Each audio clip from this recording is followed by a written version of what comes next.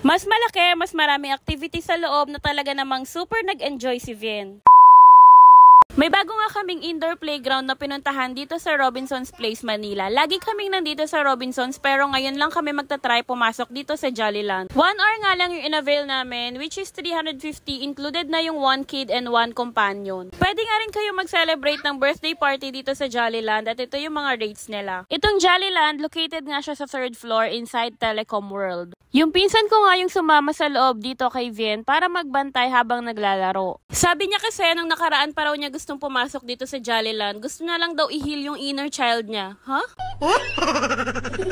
Last time daw kasi pumasok sila dito ng mga kaklase niya, hindi daw sila pinapasok dahil wala silang kasamang bata. Kaya ngayon, nung nag-Jollyland si Vien, sabi ko, sige na, ikaw na yung sumama kay Vien sa loob para hindi na ako mapagod, char. Na-amaze nga kami dito sa Jollyland dahil super laki niya talaga at sobrang daming activities na pwedeng gawin. Kaso nga lang, merong ibang activities dito na hindi pa pwede si Vien dahil medyo baby pa raw siya. Dito sa Jollyland, hindi nila tatawagin yung name nyo kapag time out na kayo. Kaya dapat alert din kayo at conscious sa time nyo kung anong oras kayo mag-out dahil kahit 1 minute lang yung sumobra ay magbabayad kayo ng 100 pesos. Sana all pa-swing-swing lang, char.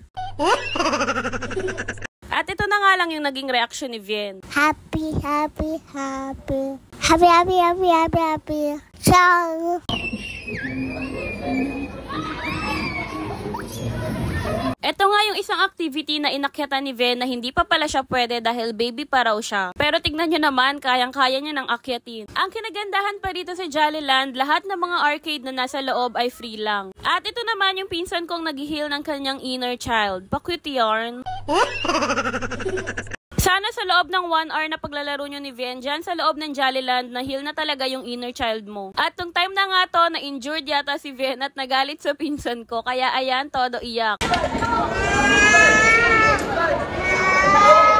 At bago pa nga matapos yung oras namin, hindi ko pinalagpas yung malaking slide dito. Grabe, sobrang enjoy. Sabi nga ng pinsan ko, mukhang satisfied naman na si Vien sa loob ng Jollyland. Kaya nung nag-time out na kami at sinasapatusan niya na si Vien, hindi naman daw umiyak. At kusang lumabas dito sa loob ng Jollyland. Kung hindi nyo pa rin nga nasusubukan pumasok dito sa Jollyland, naku, sa susunod na pasyal nyo, itry nyo nang ipasok yung mga anak nyo. Hindi lang sila mag-e-enjoy, pati rin kayo.